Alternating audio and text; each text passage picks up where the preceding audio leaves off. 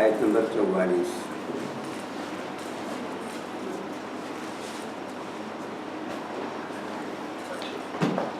اعوذ باللہ من الشیطان الرجیم، بسم اللہ الرحمن الرحیم۔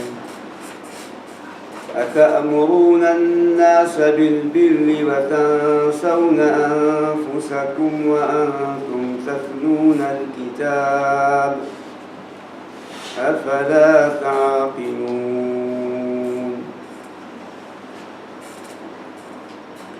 کیا تم لوگوں کو بھلائی کا حکم دیتے ہو اور اپنے آپ کو بھول جاتے ہو جبکہ تم کتاب کی تلاوت کرتے ہو؟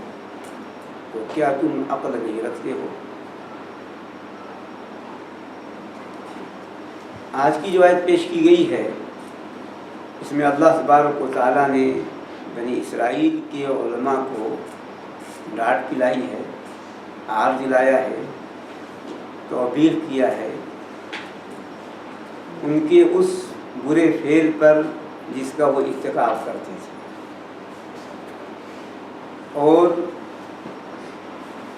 یہ سب کے لیے ہے، اس امت کے بھی علماء اگر یہ کام کرتے ہیں تو وہ بھی اس وعید کے مستحق ہیں، اور انہیں بھی یہی ہے جو اللہ تبارک و تعالیٰ نے یہودی بنی اسرائیل کے علماء کو اللہ تبارک و تعالیٰ نے یہ وعید سنایا ہے۔ کئی باتیں یہاں پر پیش کی گئی ہیں کہ آیت نازل ہوئی، کیوں نازل ہوئی۔ پہلی بات یہ بتائی گئی ہے کہ بنی اسرائیل کے علماء یہ لوگوں کو اللہ کی اطاعت کا حکم دیتے تھے اور خود نافرمانی کرتے تھے، تو اس پر اللہ تبارک و تعالیٰ نے یہ آیت نازل کی اور یہ فرمایا۔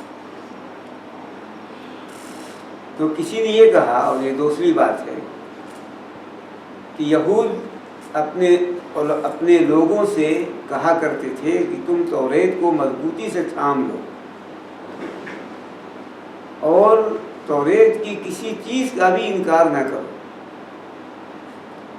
یہ یہود کے علماء کہا کرتے تھے، تو لوگوں کو تو اس کا حکم دیتے تھے اور خود جو رسول اللہ صلی اللہ علیہ وآلہ وسلم کے متعلق صفات تھیں اس کو چھپاتے تھے، اس پر عمل نہیں کرتے تھے، اس کو نہیں بتاتے تھے، تو اس پر اللہ تبارک و تعالیٰ نے یہ فرمایا۔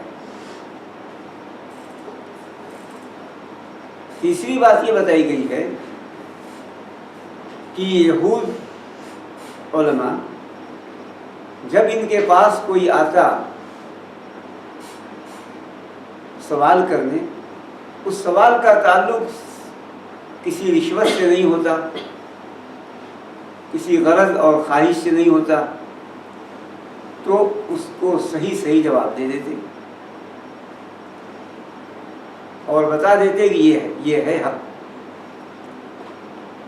لیکن جب کوئی مسئلہ اٹھتا جس میں ان کو پیسے لینے ہوتے، رشوت لینی ہوتی یا اور کوئی غرض اور خواہش ہوتی، تو پھر اس میں وہ چھپا لے جاتے اور بدل دیتے تھے، تو اس پر اللہ تبارک و تعالیٰ نے یہ آیت نازل کی ہے۔ اسی طریقے سے کچھ لوگوں نے یہ کہا کہ یہودی علماء ان کی رشتہ داریاں تھیں انصاریوں سے، تو انصاری رشتہ داریوں جو تھی رشتہ داریاں ان سے ملتے کسی رشتہ دار سے، تو کہتے کہ محمد صلی اللہ علیہ وآلہ وسلم نے جو کہا ہے اس پر ڈٹے رہو، وہ برحق ہے۔ تو ان کو تو کہتے کہ تم ڈٹے رہو، جمے رہو، برحق ہیں، اور خود ایمان نہیں لاتے تھے، تو اس پر اللہ تبارک و تعالیٰ نے یہ فرمایا ہے جو آپ کے سامنے آیت پیش کی گئی ہے۔ اسی طریقے سے کچھ لوگوں نے یہ کہا کہ رسول اکرم صلی اللہ علیہ وآلہ وسلم کی بعثت سے پہلے یہ انصار سے یہودی علماء کہا کرتے تھے کہ محمد صلی اللہ علیہ وآلہ وسلم کی صفات ہیں تو ان پر ایمان لاؤ، جب وہ آ جائیں تو ہم بھی ایمان لائیں گے۔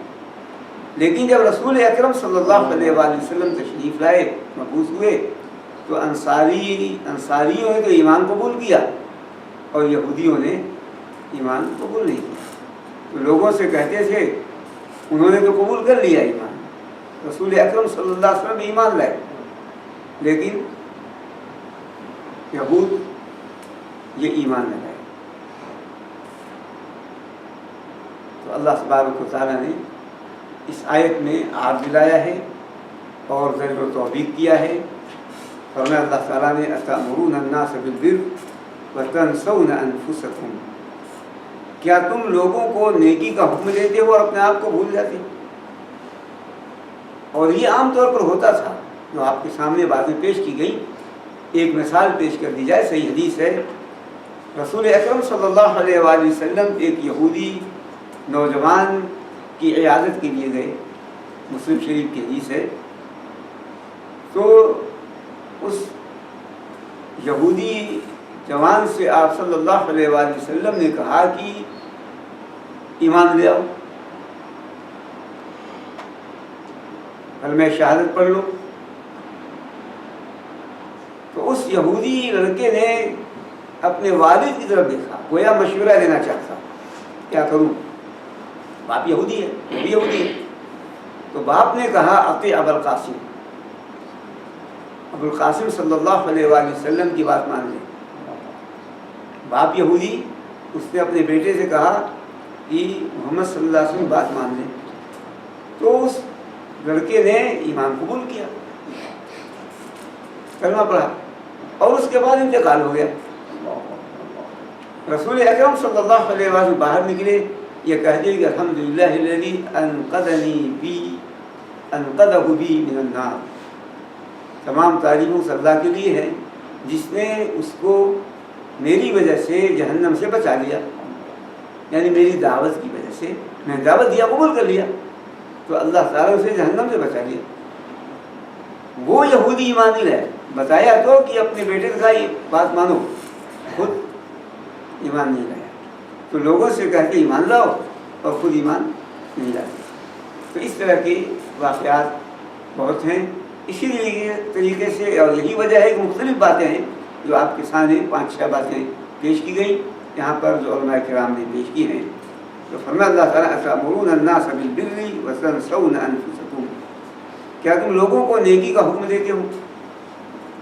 کچھ لوگوں نے کہا کہ اوپر جو آیت پیش کی گئی وہ لوگوں سے کہتے نماز قائم کرو، زکوٰۃ دو،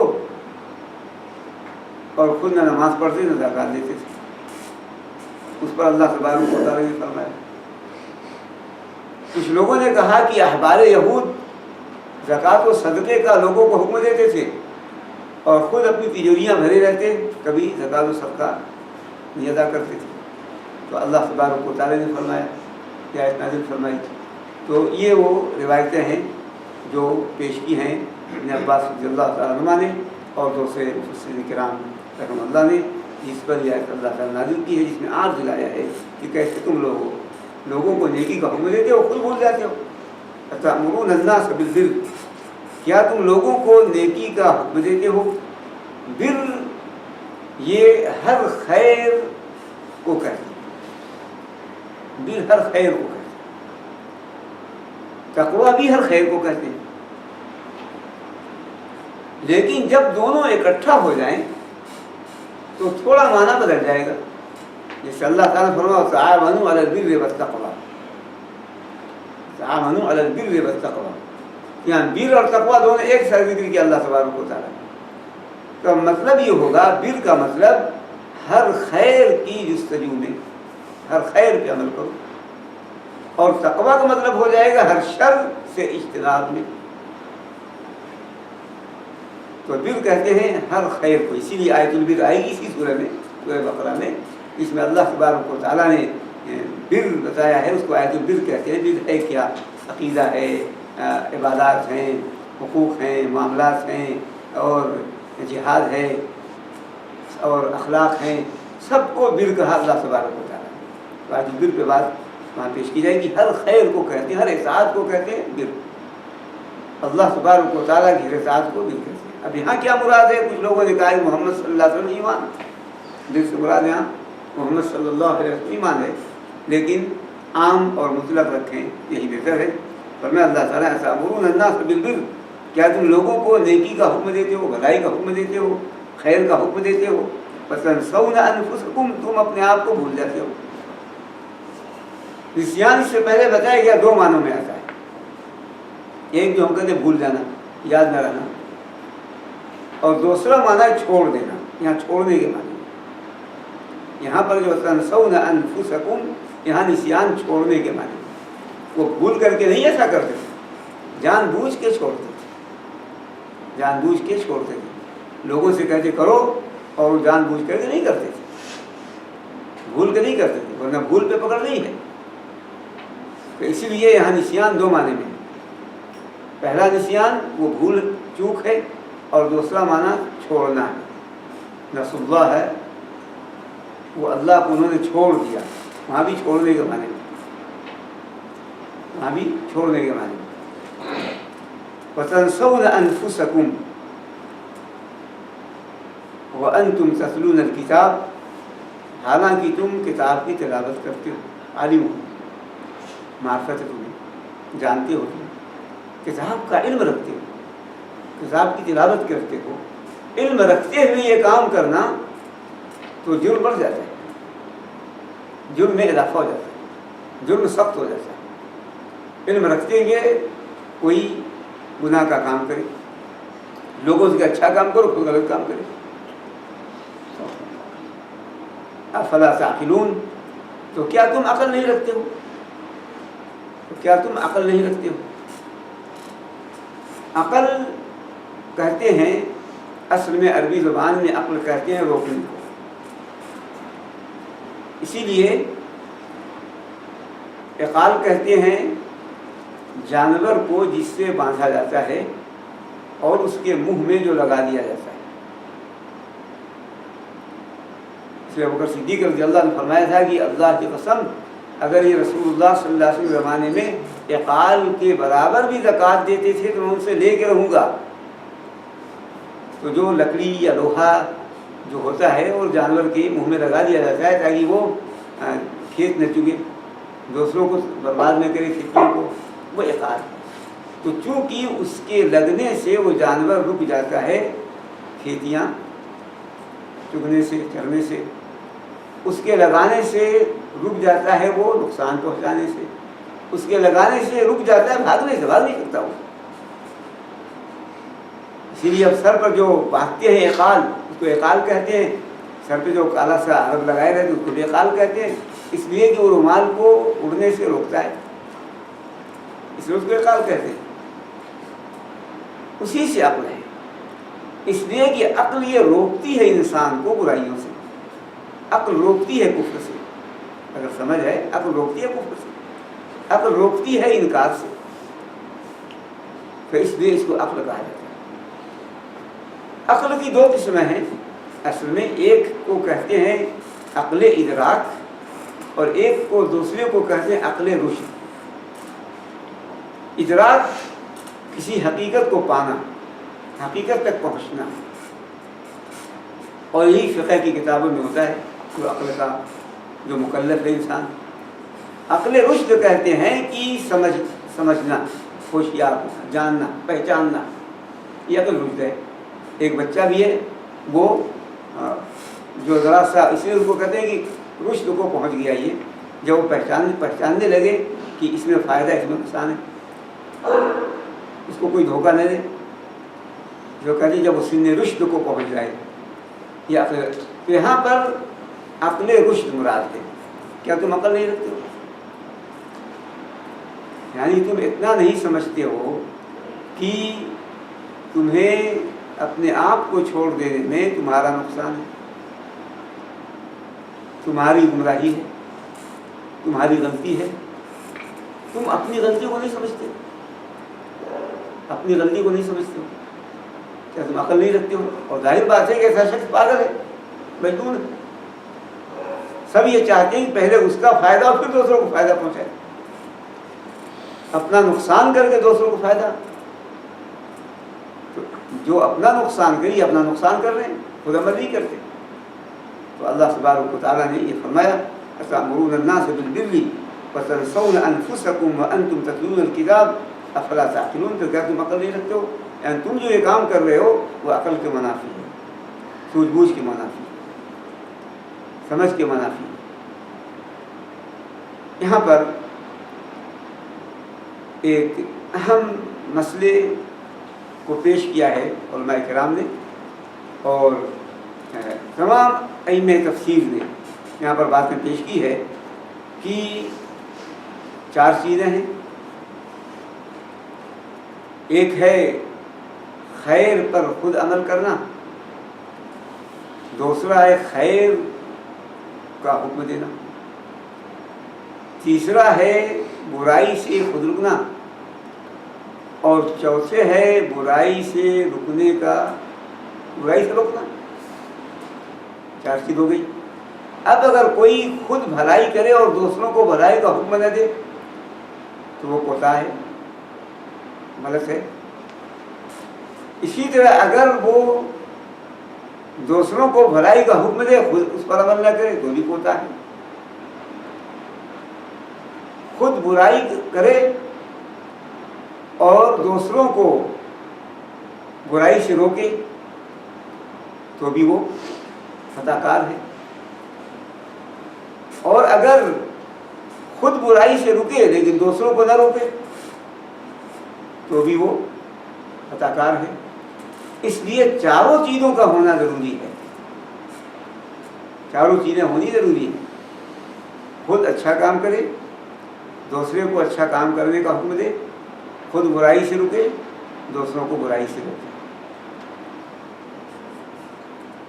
عام طور پر ایسا ہوتا ہے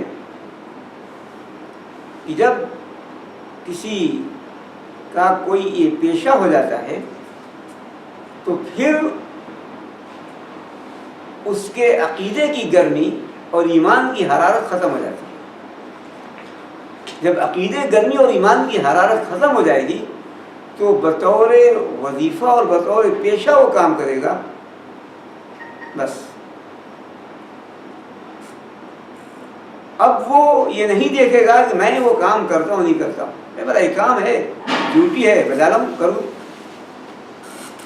تو اس لیے پھر ایسے علماء کے اندر ہی برائیاں آئیں،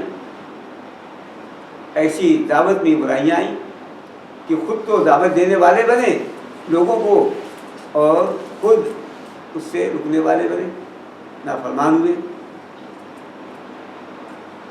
اسی لیے ضروری ہے کہ اس کو ایک پیشہ نہ سمجھا جائے، عقیدے کی حرارت ہو، ایمان کی گرمی ہو، اور پھر ایک اہم فریضہ سمجھ کر کے اس کو ادا کیا جائے.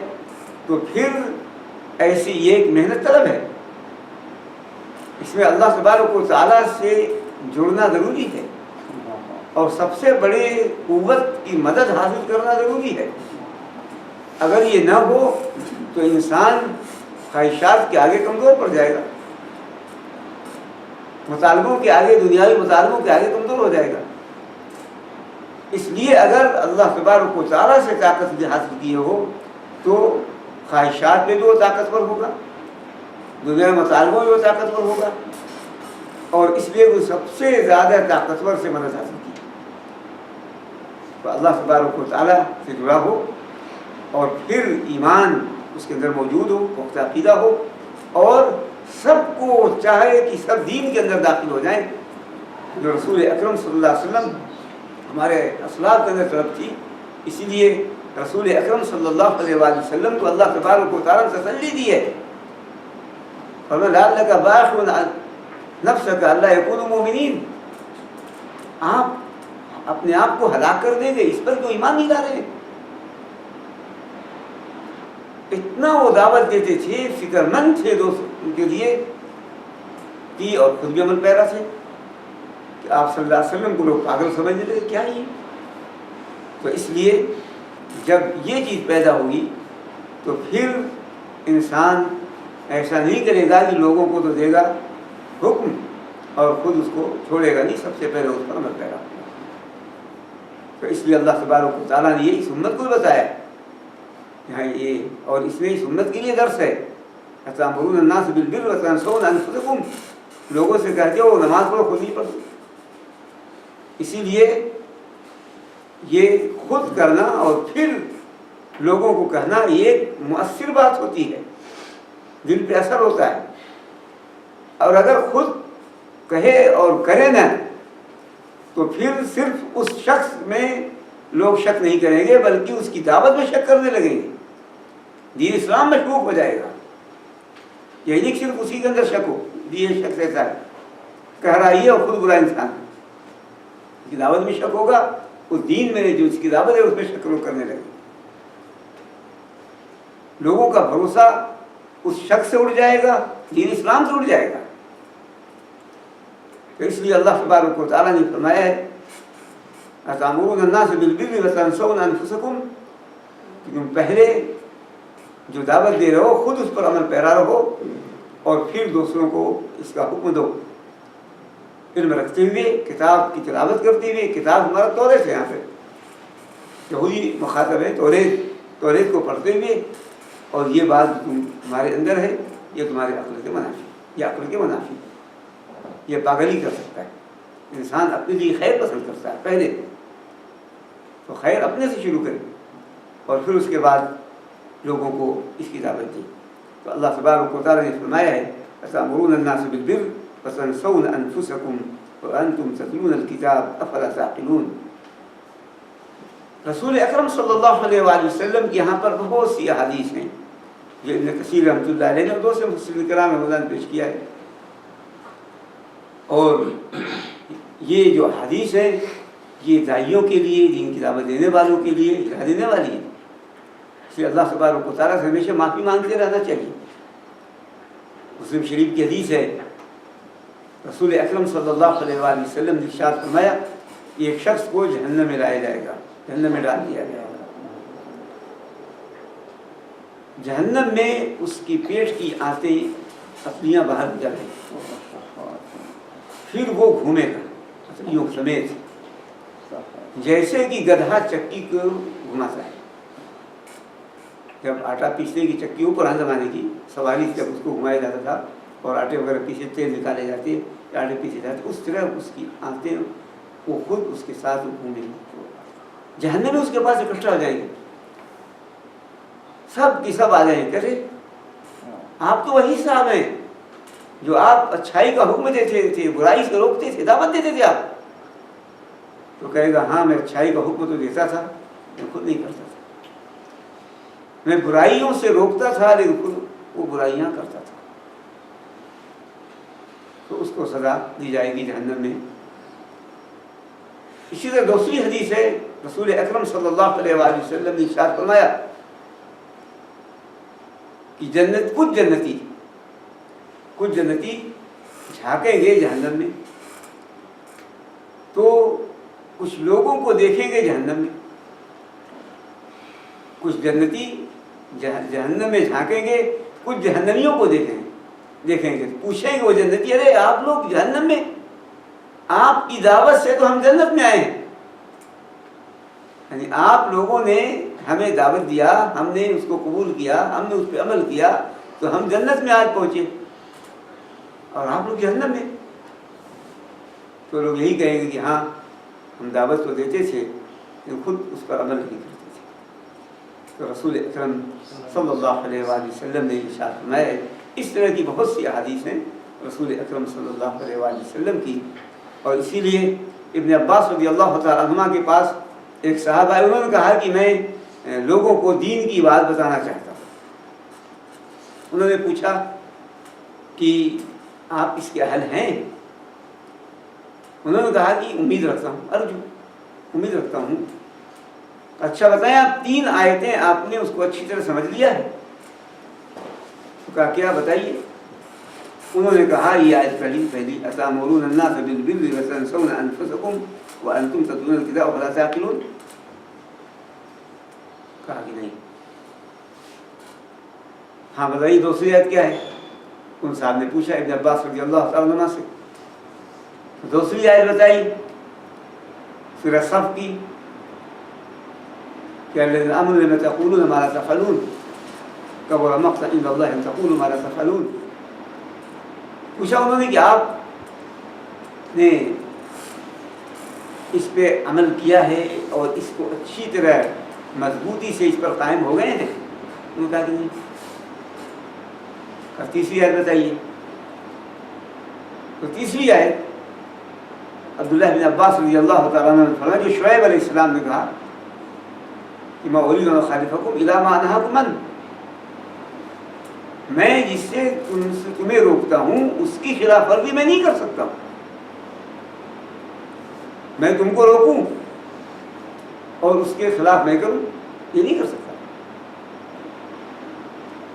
तो उन्होंने कहा कि नहीं, इसको ही मैंने अच्छी तरह नहीं समझा और ठोस और मजबूती मेरे अंदर नहीं आई। तो फरमाया इब्न अब्बास रज़ी अल्लाह तआला अन्हुमा ने कि इब्दा बिनफ्सी, तो आप पहले अपने आप से शुरू कर दीजिए, जब आप उस पर अमल पैरा हो लें आप ये काम कीजिए। ये इब्न अब्बास रज़ी अल्लाह तआला अन्हु ने फरमाया। तो इसलिए खुद अमल अगर कर रहा है और दूसरों को फिर दावत दे तो उस दावत का असर है, लेकिन खुद अगर ज़िंदगी ऐसी ना हो और फिर उसके बाद अल्लाह की इताअत की ज़िंदगी ना हो और वो उसकी दावत दे तो फिर उसका असर नहीं होता। बच्चे को बाप के बेटा सिगरेट में पियो और बेटा देखता है कि बाप के हाथ में हमेशा सिगरेट रहता है, बात मानेगा वो? नहीं मानेगा। खुद नमूना बने, खुद अमल करे तो फिर बात का असर होगा। इसलिए वाक़या मशहूर है, इमाम हनीफा रहमतुल्लाह अलैह के पास एक बूढ़ी औरत अपने बेटे को लेके गई। इमाम साहब ये गुड़ खाता है, मीठा बहुत खाता है। तो इमाम साहब ने कहा कि कल लेके आना कल। तो बूढ़ी औरत ने कहा ठीक है, बच्चे को लेके चली गई। जब उसके बाद फिर वो लेके आई है तो इमाम साहब ने उससे कहा, ए बच्चे गुड़ मत खाना, गुड़ मत खाना। उन औरत ने कहा कि इमाम साहब अगर आपको ये बात कहनी थी तो कल मैं आई थी, कल कह दीजिए। कहा मैंने कल खुद गुड़ खाया, मैंने छोड़ दिया है, इसलिए गुड़ खाना छोड़ दिया, इसलिए मैं इसे रोक रहा हूँ। पहले मैं खुद खाता था। तो इसलिए जब खुद इंसान अमल पैरा हो और दावत दे उसका असर होता है, लेकिन अगर कोई इंसान वो अमल न कर रहा हो और दावत दे उसका असर नहीं होता। तो इसलिए अल्लाह तबारक व तआला ने यहाँ पर ये फरमाया है और ये बात पेश की है जो आपके सामने बात बताई गई। बात अहादीस आती हैं रसूल अकरम सल्लल्लाहु अलैहि वसल्लम की कि जो दावत देता है और ख़ुद नहीं करता वो अल्लाह के गज़ब में रहता है उस वक्त तक जब तक कि वो खुद अमल पैरा न हो जाए, जब तक उस पर अमल पैरा न हो जाए। ये है अहादीस रिवायतें चंद, वरना एक लंबा मौजू है जो जिससे मालूम होता है कि खुद अमल पैरा हो, दीनदार हो, ताबेदार हो, फिर वो दावत दे। ये नहीं कि लोगों से कहे ये करो और खुद उसके खिलाफ वर्जी कर रहा हो। लेकिन क्या दावत छोड़ दी जाए? दावत देना तो एक गुरोह गया है कि जी ऐसा दावत न दे जिसके अंदर ही बुराइयां। लेकिन इब्न कसीर रहमतुल्लाह अलैह ने कहा कि इस आयत में और पूरे कुरान में कहीं ऐसी आयत नहीं है जहाँ ये कहा जा रहा हो कि आप दावत छोड़ दें। ये कहा गया है कि आप दावत दे रहे हैं तो अपने आप को न भूलें, आप खुद उस पर अमल पैरा हों। लेकिन अगर कोई अमल पैरा ना हो तो क्या वो अमर बिल मारूफ नही मुनकर छोड़ दे? तो कहते हैं राजी कौल यही है कि नहीं छोड़ना चाहिए। राजी कौल है कि नहीं छोड़ना चाहिए, सही है कि नहीं छोड़ना चाहिए। इसलिए कुरान करीम की आयत से और असलाफ से ये नहीं मिलता कि ये काम अमर बिल मारूफ नही मुनकर छोड़ दे। हाँ अपनी सलाह करे वो अलग बात, सुधार दे, सही हो।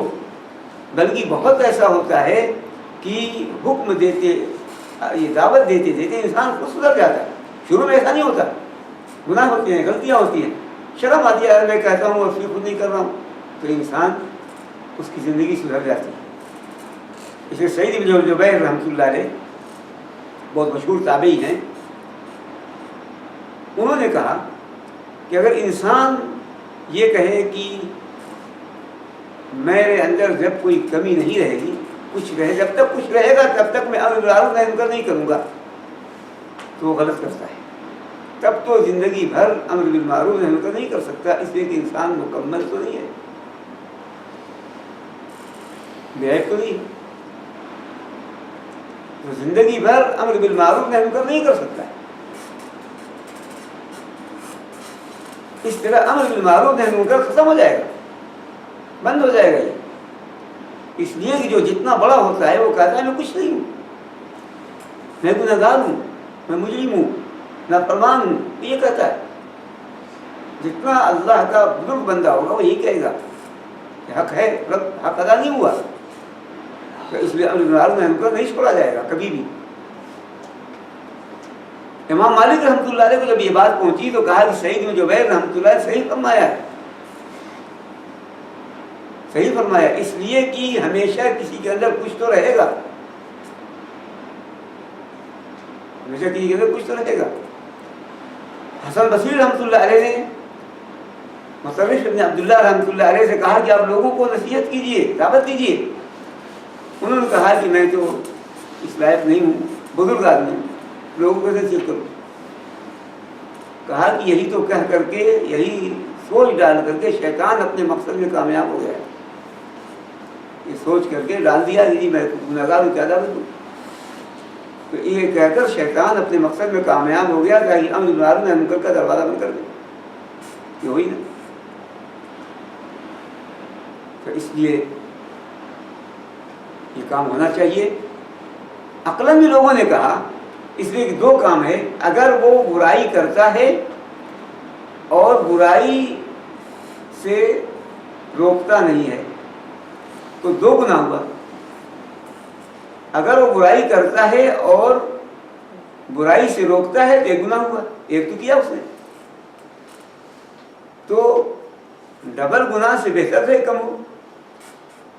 ایک وہ اچھائی کرتا ہے اور دوسرے اچھائی کا حکم نہیں دیتا